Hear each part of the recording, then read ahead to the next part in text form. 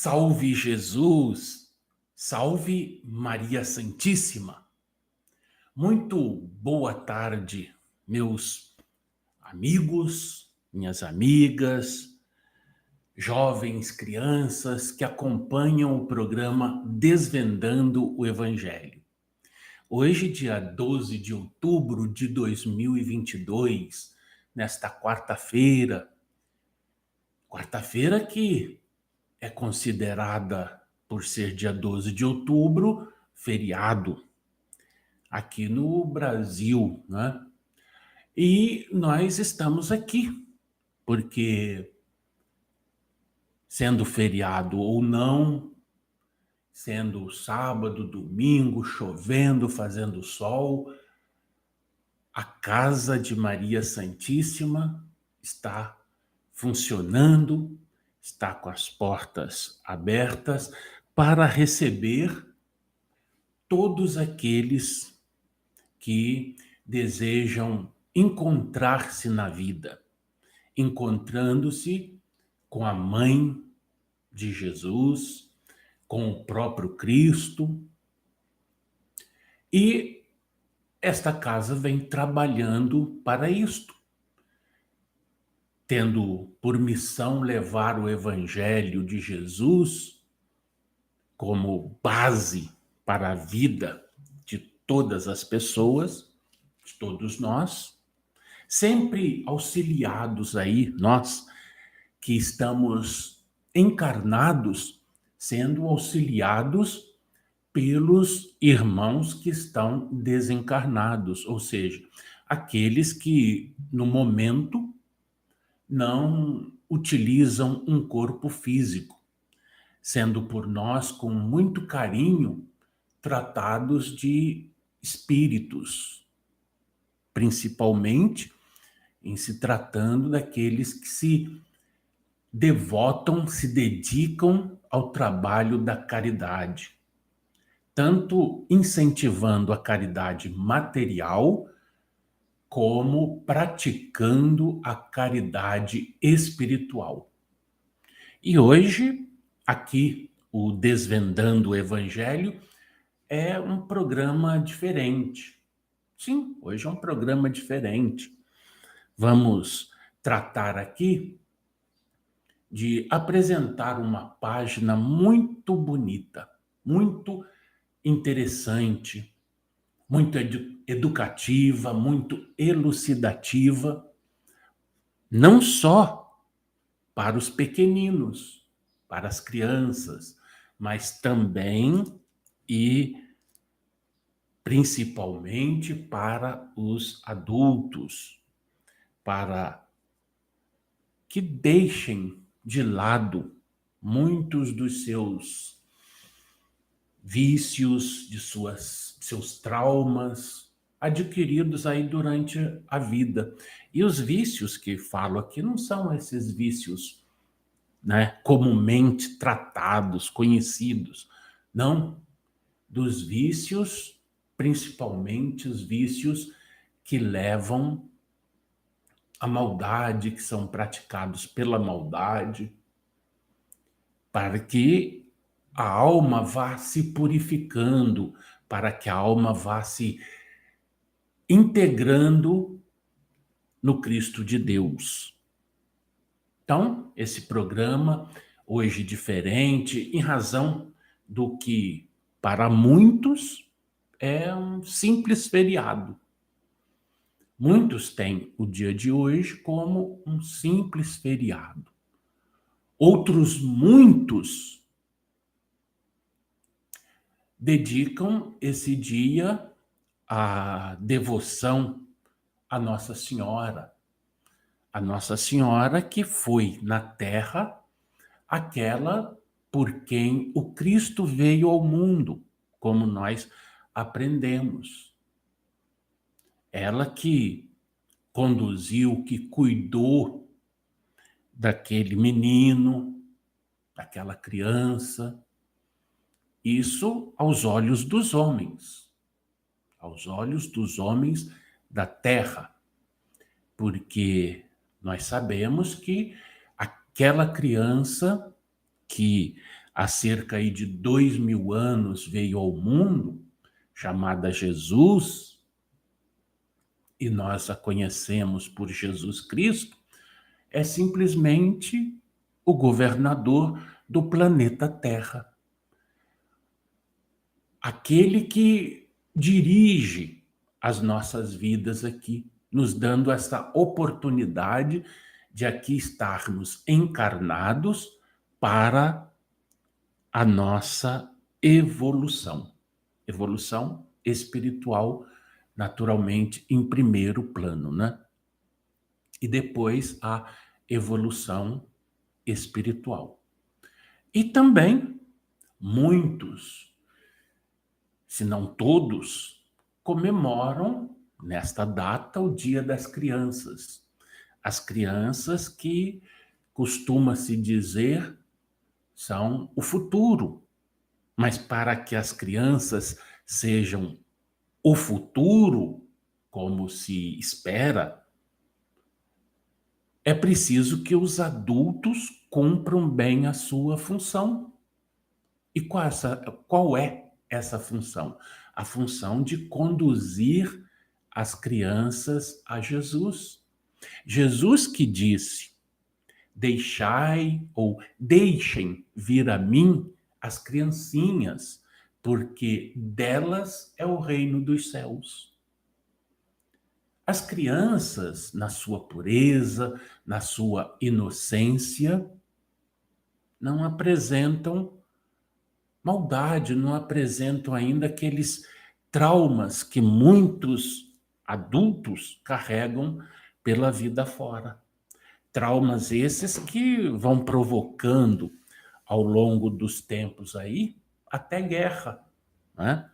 Não é à toa que o, o mundo, o mundo vive em guerra, uma guerra constante, um querendo devorar o outro, por causa, às vezes, de um simples pedacinho de terra que ninguém levará no final das contas, né? Terra ainda ficará aí para os que vierem depois e até mesmo para esses que retornarão a pisar essa terra. E as crianças, elas querem brincar, comer, dormir, se divertir, algumas até ajudam as mães. Ah, mas não pode pôr a criança para trabalhar. Sim, há coisas que as crianças podem fazer, como ajudar as mães em algumas tarefas de casa, né? Ajudar os pais. E aí, essas crianças vão aprendendo a ter responsabilidade na vida.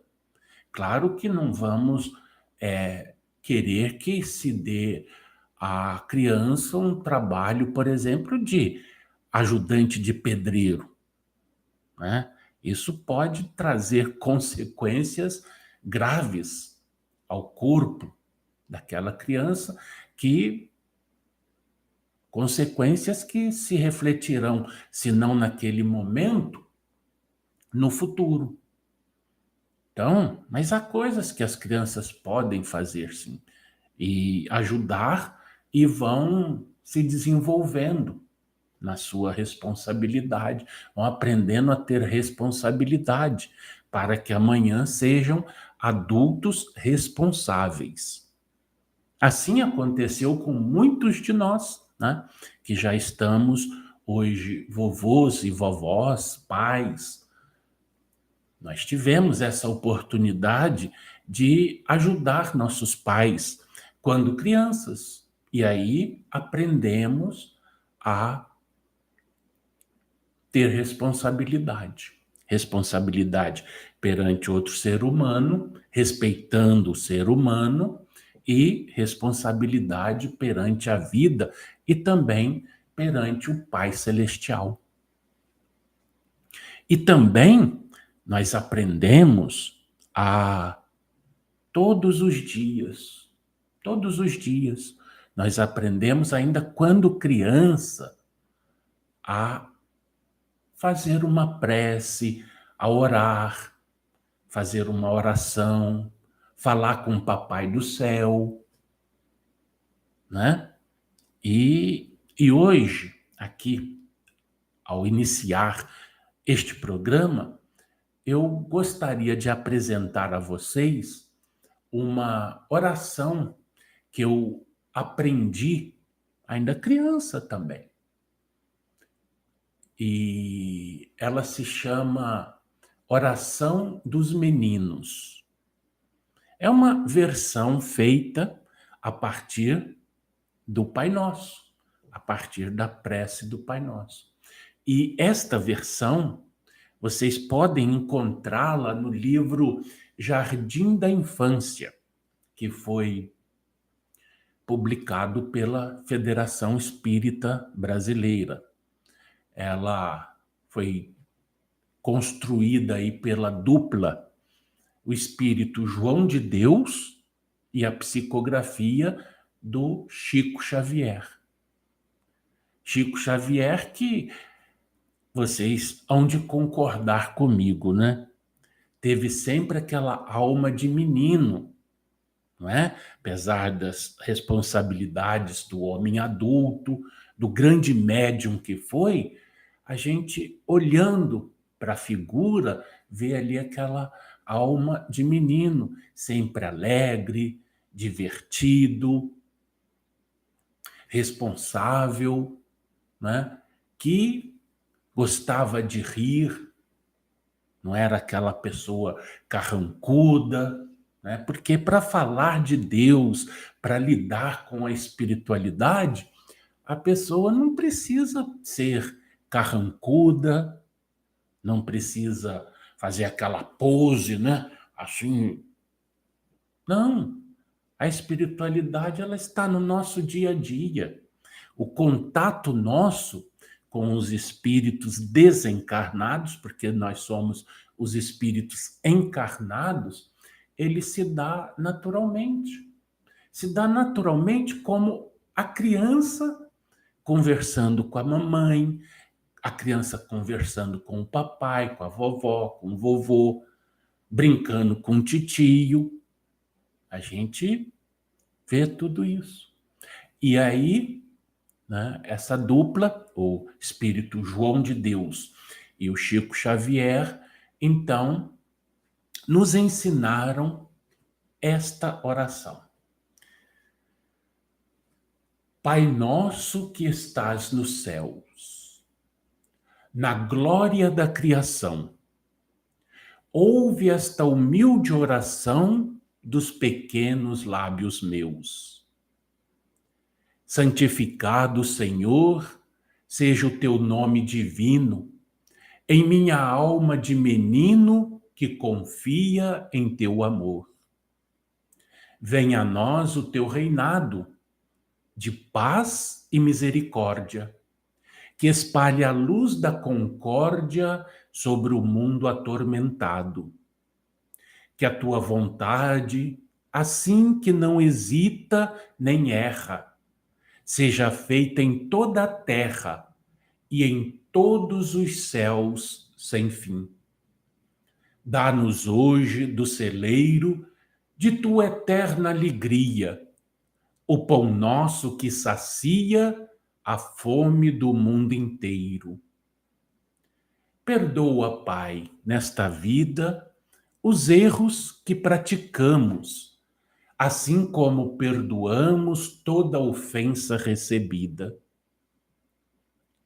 Não nos deixes que a tentação nos vença a carne mortal, e nem permitas que o mal nos domine o coração. Em tua luz que me beija, e em teu reino ilimitado, que sejas glorificado, agora e sempre. Assim seja.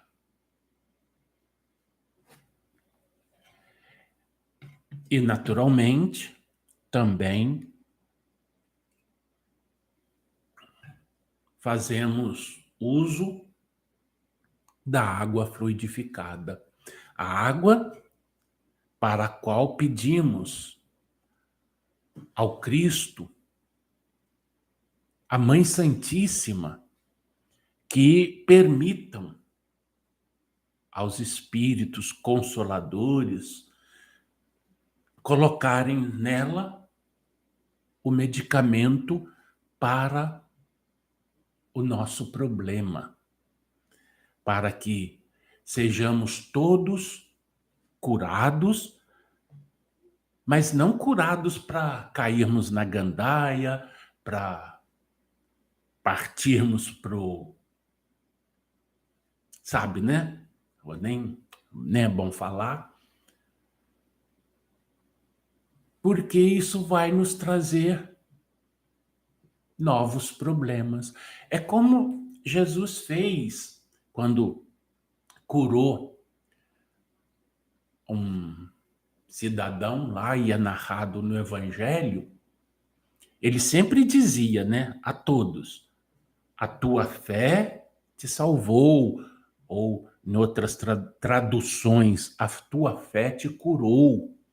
E aí há um especificamente lá, ele diz: vai e não peques mais, para que não te aconteça coisa pior.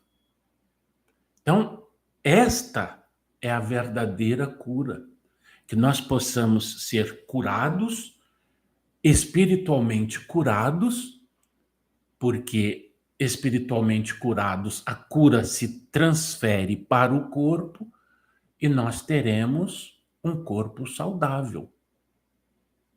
Vocês já estão entendendo isso muito bem, né?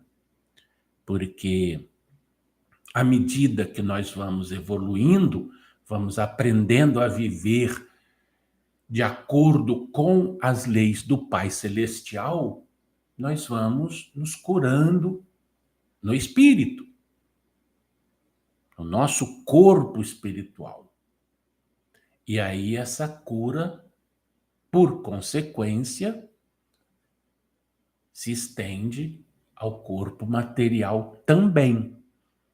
Não vamos nos esquecer daquela palavra do Cristo, que resume bem isto: buscar primeiramente o reino de Deus e sua justiça, e todas as coisas nos serão dadas por acréscimo. Ao buscarmos o reino de Deus e a sua justiça, a saúde também física, a saúde emocional, a saúde mental também vem por acréscimo, não é?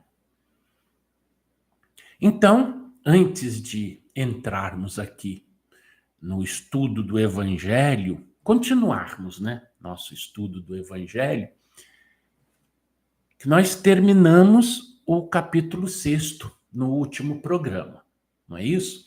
E vamos agora entrar pelo capítulo 7º de Mateus, que estamos seguindo Mateus e, juntamente com a narrativa de Mateus, já lendo também a mesma narrativa, ou a narrativa correspondente em Marcos, em Lucas e em João, seguindo aí um roteiro mais ou menos determinado aí, como se estivéssemos realmente acompanhando Jesus nas suas caminhadas, nas suas andanças.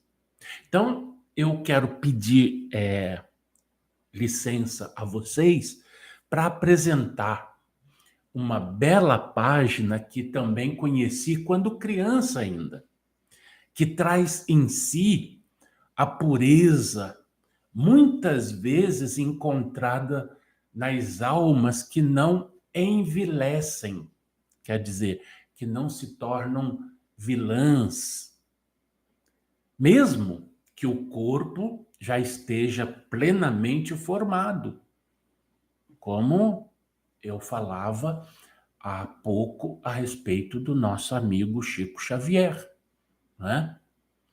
essas almas que demonstram, mesmo sendo corpos adultos, aquela alegria, a inocência das crianças, a não maldade, né? Não inocência no sentido de serem ignorantes, não é isso. Mas a inocência no sentido de não ter maldade, né? Porque também o próprio Jesus nos orientou a sermos simples como as pombas, mas prudentes como as serpentes. E essa página que eu quero apresentar para vocês se chama O Malabarista de Nossa Senhora. A autoria dela é atribuída a Anatole France e conta o seguinte: no tempo do rei Dom Luís, havia em França um pobre malabarista chamado Barnabé, que ia pelas cidades fazendo habilidades e truques de malabarismo. Nos dias de feira, estendia na praça pública um tapete velho e usado, e bastante surrado. E depois de ter chamado a atenção das crianças e dos adultos com ditos divertidos que lhe tinham ficado de herança de um malabarista muito velho, Barnabé então começava a tomar posições que não eram naturais e punha um prato de estanho equilibrado sobre o nariz. A multidão olhava-o primeiro sem prestar muita atenção. Mas quando, de cabeça para baixo, atirava ao ar e apanhava com os pés 6 bolas de cobre que brilhavam ao sol, ou quando, contorcendo-se até que a nuca lhe tocasse os calcanhares, dava ao corpo a forma de uma roda perfeita e, nesta postura, fazia malabarismos com 12 punhais, um murmúrio de admiração elevava-se na assistência e as moedas choviam sobre o tapete velho. E, no entanto, como a maior parte dos que vivem dos seus talentos, a vida era muito dura para Barnabé. Muito dura mesmo. Ganhando o pão com o suor do seu rosto, ainda por cima nem sequer podia trabalhar quanto gostaria. Para mostrar as suas bonitas habilidades, ele precisava do calor do sol e da luz do dia, como as árvores para darem flores e frutos. No inverno, Barnabé não era mais do que uma árvore despojada das suas folhas e quase morta. Mas como seu coração era simples, carregava com paciência os seus males. Nunca tinha pensado na origem das riquezas, nem na desigualdade das condições humanas.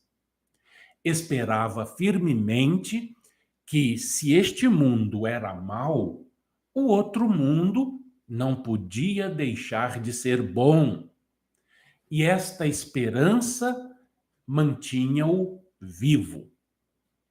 Vivia honestamente e nunca evocava o nome de Deus em vão. Era um homem de bem, temente a Deus e muito devoto à Virgem Santa. Não deixava nunca de se ajoelhar quando entrava numa igreja, perante a imagem da Mãe de Jesus Cristo, dirigindo-lhe esta prece: Senhora, tomai cuidado com a minha vida, até que praza a Deus que eu morra. E quando eu morrer, fazei-me ver as alegrias do paraíso.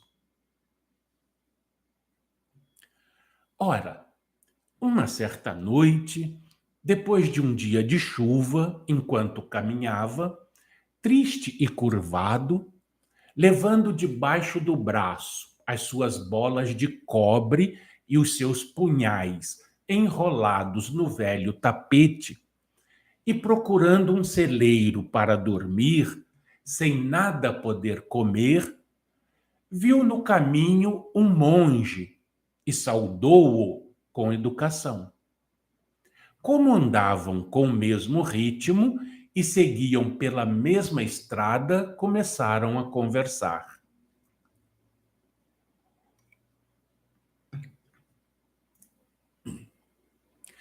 Meu amigo, disse o monge, por que é que está vestido todo de verde? Barnabé respondeu, meu pai, assim como me vedes, chamo-me Barnabé e sou malabarista de profissão. Seria a melhor profissão do mundo se pudéssemos comer todos os dias. Amigo Barnabé, retorquiu o monge, tenha cuidado com o que diz.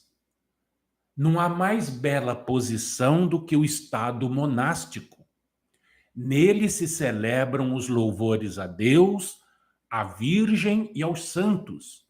E a vida religiosa é um perpétuo cântico ao Senhor. Barnabé respondeu, meu pai, confesso que falei como um ignorante. O vosso estado não se pode comparar ao meu, e se bem que haja mérito em dançar, equilibrando na ponta do nariz uma vara com uma moeda equilibrada na outra extremidade, este mérito não se aproxima do vosso. Eu gostaria, tal como vós, meu pai, de cantar todos os dias a missa, especialmente os louvores à Santa Virgem, por quem eu tenho uma devoção particular.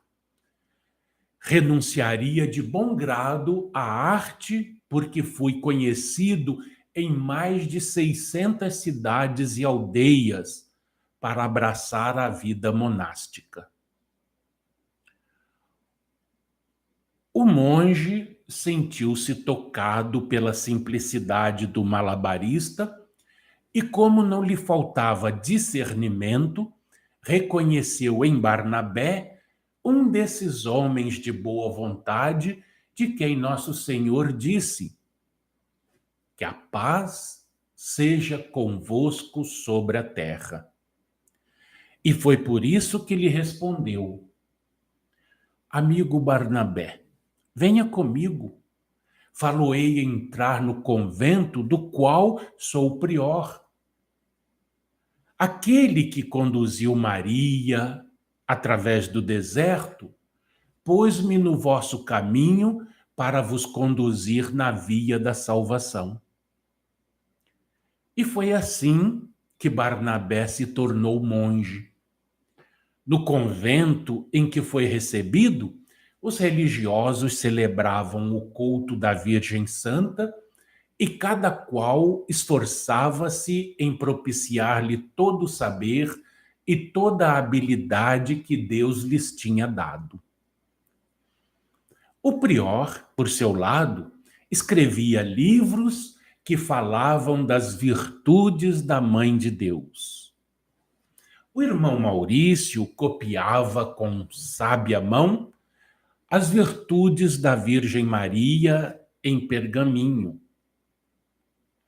O irmão Alexandre pintava nesses pergaminhos finas miniaturas. Via-se nelas a Rainha do Céu, sentada no trono de Salomão, ao pé do qual velavam 4 leões. Em volta da sua cabeça aureolada esvoaçavam 7 pombas que representam os 7 dons do Espírito Santo. Os dons do temor, da piedade, da ciência, da força, do conselho, da inteligência e da sabedoria. A Virgem Santa tinha como companheiras 6 virgens de cabelos de ouro: a humildade, a prudência, a solidão, o respeito, a virgindade e a obediência.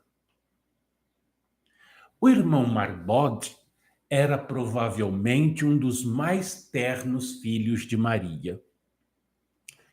Talhava sem parar imagens de pedra, de modo que tinha a barba, as sobrancelhas e os cabelos brancos de poeira, e os seus olhos estavam sempre inchados e lacrimejantes.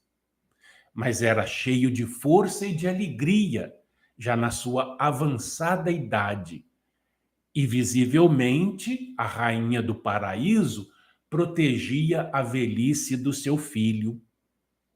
Marbode representava sentada numa cadeira, a fronte cingida por uma auréola rodeada por pérolas. E tinha muito cuidado que as dobras das suas vestes cobrissem os pés daquela de quem o profeta disse: a minha amada é como um jardim fechado.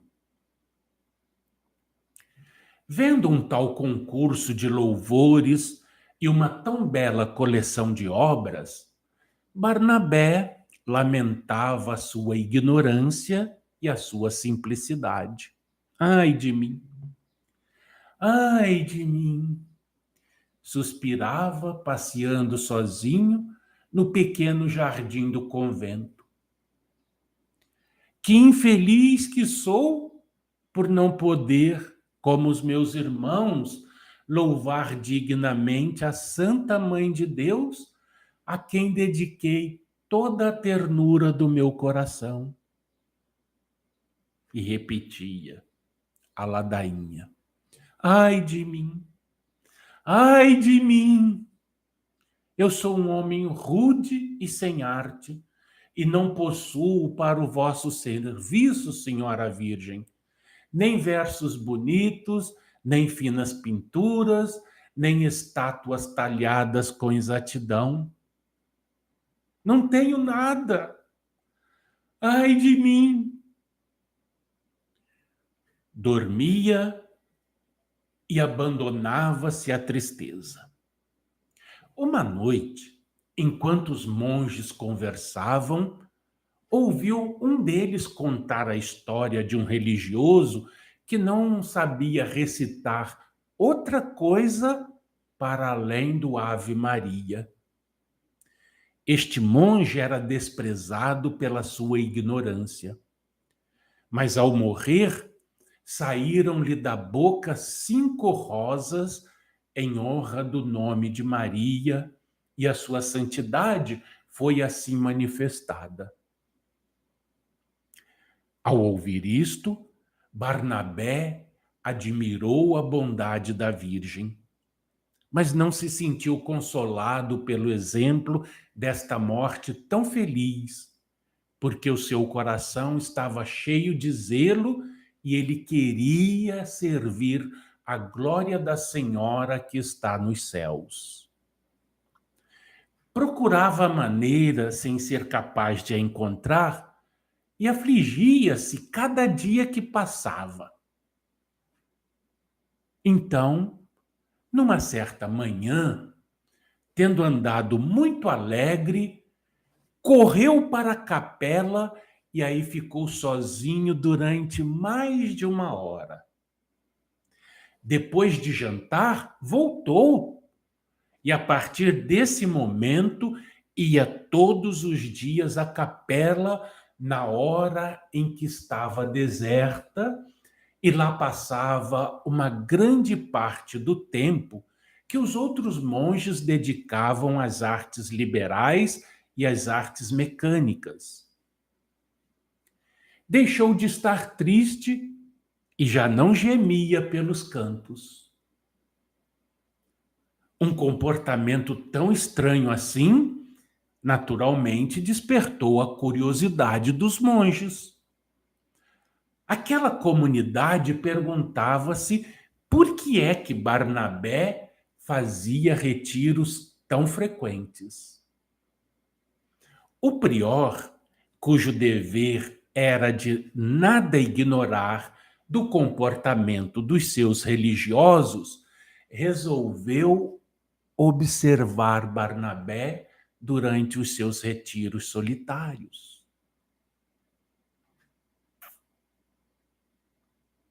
Não é isso? Ó. Um dia, enquanto este estava fechado, como habitualmente na capela, Dom Prior veio acompanhado por 2 antigos monges do convento e espreitaram através das ranhuras da porta o que se passava no seu interior. Viram Barnabé que diante do altar da Santa Virgem, de cabeça para baixo, os pés no ar, fazia os seus habituais malabarismos, jogando com as 6 bolas de cobre e os 12 punhais. Fazia, em louvor da Santa Mãe de Deus, os truques que lhe tinham valido tantos elogios. Não compreendendo que este homem simples pusesse assim o seu talento e o seu saber ao serviço da Santa Virgem, os 2 acompanhantes gritaram que se tratava de sacrilégio. Sacrilégio! Gritaram eles. O prior sabia que Barnabé tinha a alma inocente, mas naquele momento julgou que tivesse ficado demente. Barnabé tivesse ficado,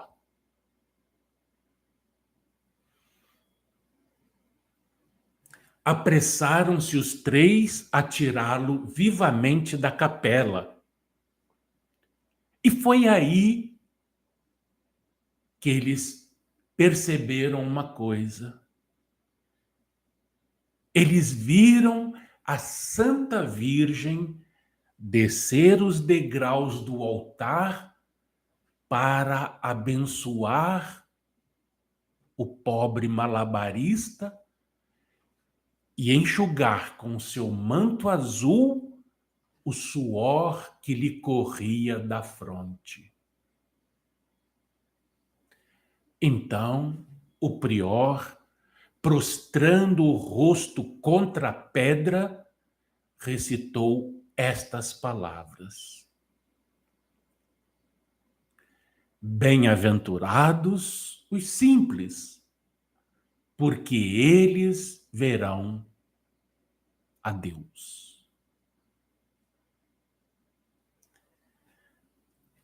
Esta, meus amigos, é a página muito, muito, muito emocionante para mim e acredito que para todos que tiveram paciência de escutá-la até o fim. Porque é uma página que nos mostra, aí pela literatura, como a Virgem Santa, a Mãe de Jesus, Nossa Senhora, tem para com os verdadeiramente humildes, um carinho especial. Mas não deixa abandonados os que não têm. Ela cuida também dos que não têm essa humildade, que não apresentam diante dela e diante de seu filho amado a humildade necessária. Ela também cuida. Mas a esses, como demonstra aqui nesta página, que tem essa humildade, esse carinho especial, carinho da mãe que muitas vezes vê o filho entregue à maldade, entregue a praticar maldades e acolhe-o em seu seio, num abraço, no seu colo, e procura transmitir-lhe todo o carinho. E também a mesma coisa faz com aquele filho que se dedica ao bem, que se dedica ao trabalho,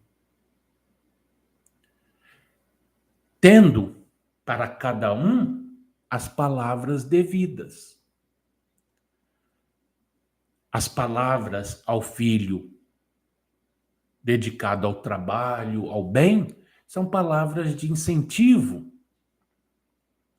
E as palavras do outro filho são palavras de correção, de educação, às vezes com bastante firmeza, para que o filho possa repensar na sua atitude na vida. É isso que nós sentimos que tem sido a vida da Mãe Santíssima para conosco.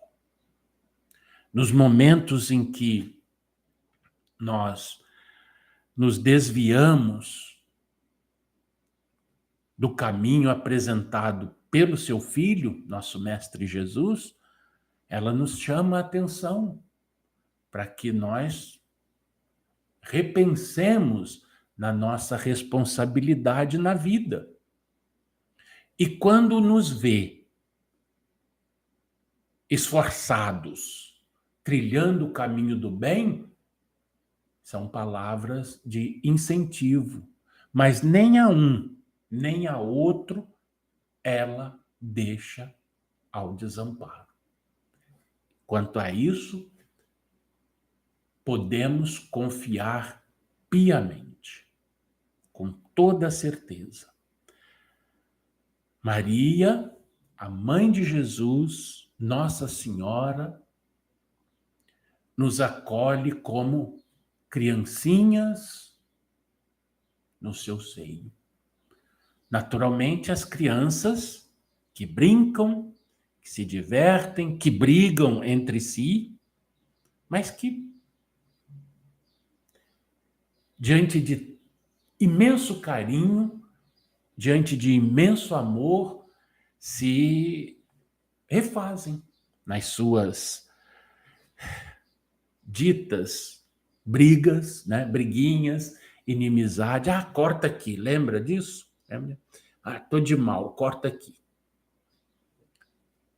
Aí, daí a pouco, estão se falando de novo, estão brincando, jogando bola junto, brincando de boneca. Hoje, outros brinquedos, né? Aí, né, os brinquedos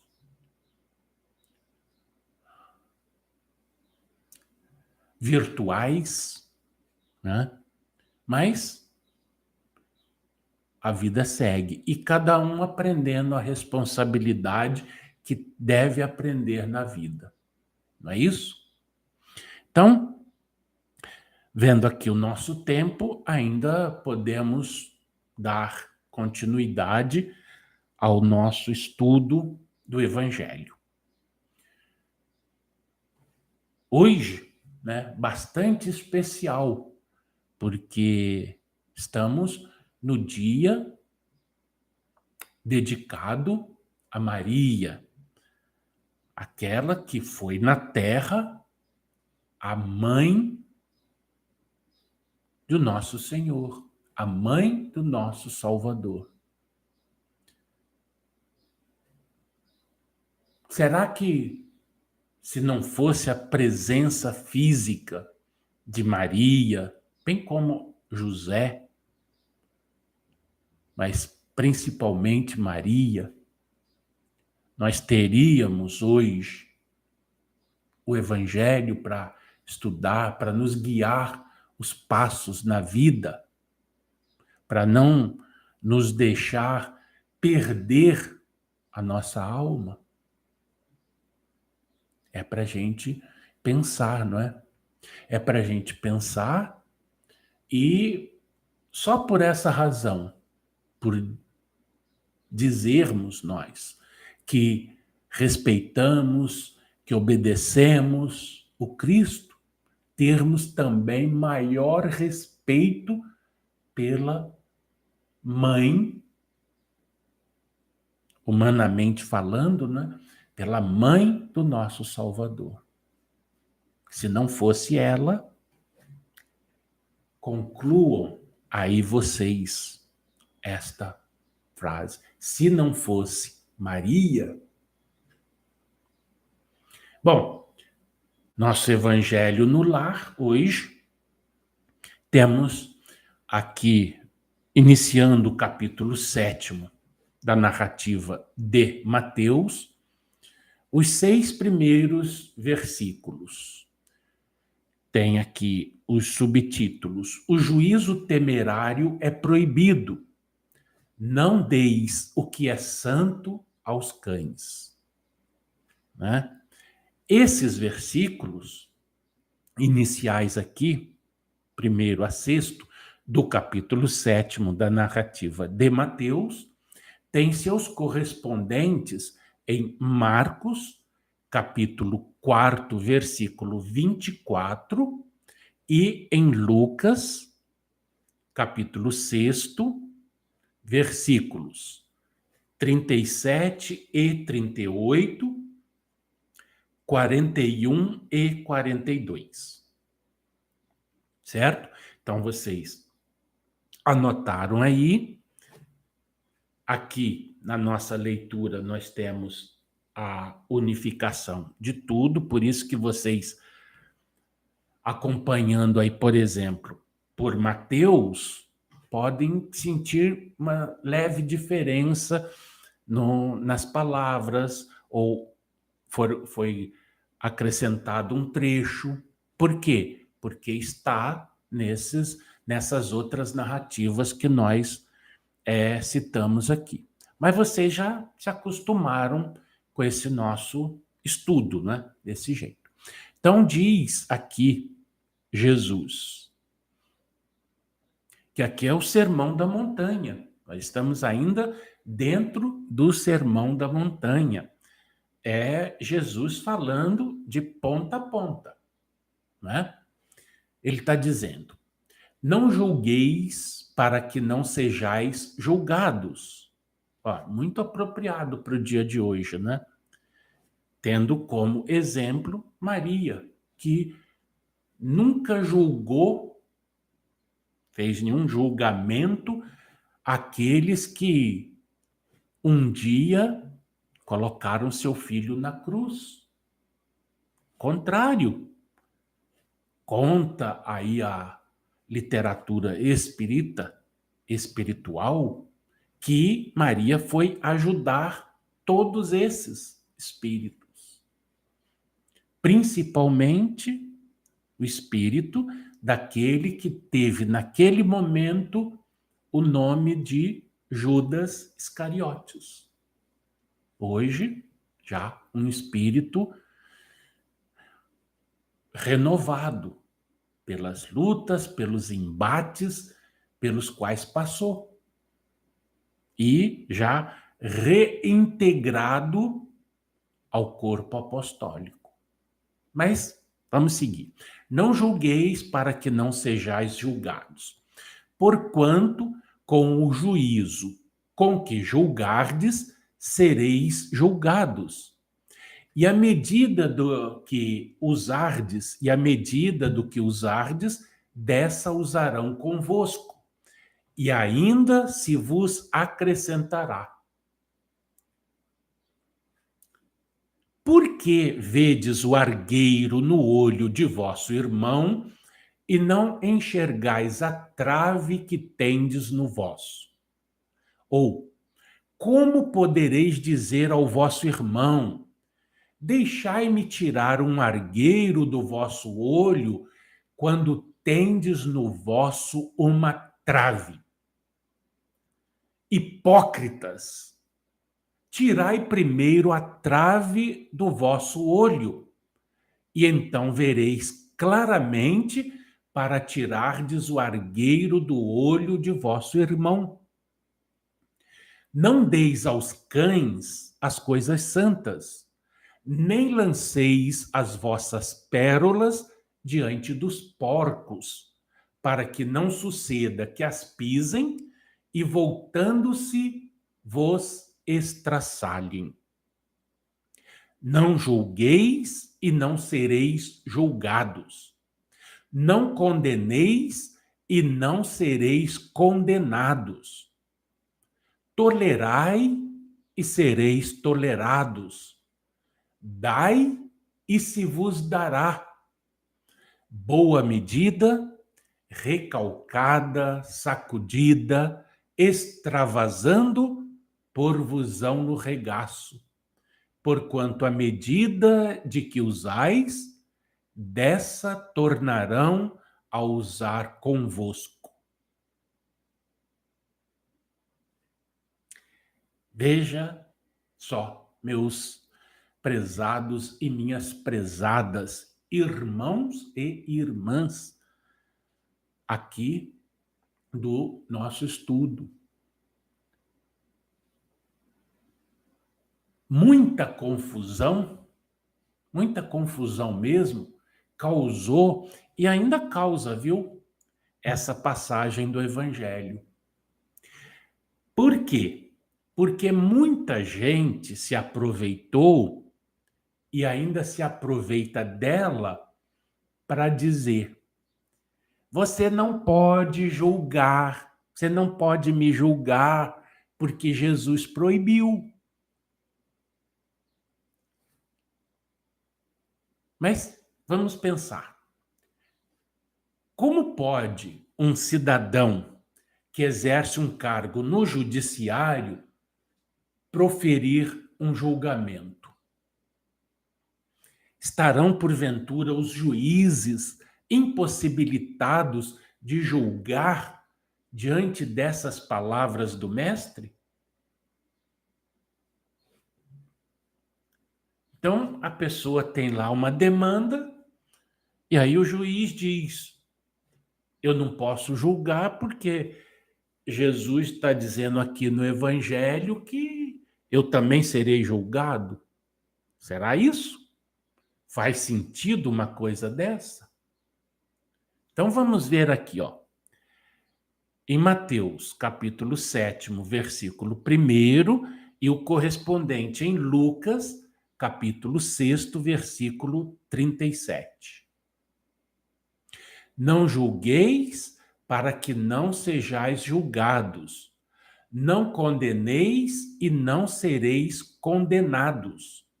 Perdoai e sereis perdoados. Aliás, só conferir aqui uma coisa. Permitam-me, 6:37. É isso mesmo, 6:37. Lucas. O que o mestre proíbe aqui é a crítica indevida que não leva em conta as debilidades de si próprio, como se verá nos versículos seguintes. Assim, Jesus não está proibindo E também não está proibido o exercício do devido juízo em casos necessários, a exemplo desses proferidos pelo judiciário nas questões que lhes são direcionadas para a solução de conflitos. Não é isso? Não é? Esse tipo de juízo, de julgamento que está proibido. Na narrativa de João, capítulo 7, versículo 24, encontramos essas palavras de Jesus. Não julgueis segundo a aparência, e sim pela reta justiça. Se nós levarmos ao pé da letra tais palavras, logo concluiremos que Jesus é incoerente. Ele não diz coisa com coisa. Ou, como algumas pessoas, ora diz uma coisa, dali a pouco diz outra. Porque diz para não julgar, depois julgar pela reta justiça, né? Se a gente levar ao pé da letra, quer dizer, é o que está escrito que prevalece, nós chegaremos a essa conclusão. Como muitos, ou alguns, né? Melhor dizendo, alguns aí chegaram. Na primeira carta aos Coríntios, capítulo 6, o apóstolo Paulo censura o litígio entre os irmãos e a quem essa causa é submetida para julgamento. O homem deve buscar o seu íntimo antes de proferir qualquer juízo sobre seus irmãos. Deve fazer um exame de consciência, compenetrar-se do seu próprio valor, deve inquirir a si mesmo o que responderia se houvesse de ir à presença do juiz por uma falta cometida. Agindo assim, a sua indignidade lhe mostrará a indulgência de que deve usar com seus irmãos. Quer dizer o quê? Se eu sou forçado a ir diante de um juiz, me justificar por uma atitude que eu tenha praticado, um ato que eu tenha praticado, o que eu vou dizer? Então, ao pensar nisso, eu serei mais caridoso ao censurar alguém.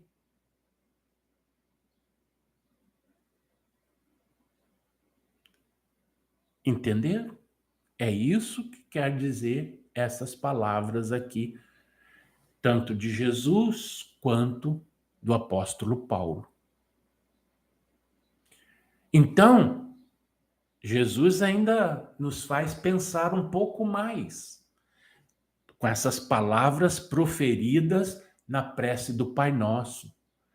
Perdoa-nos como perdoarmos.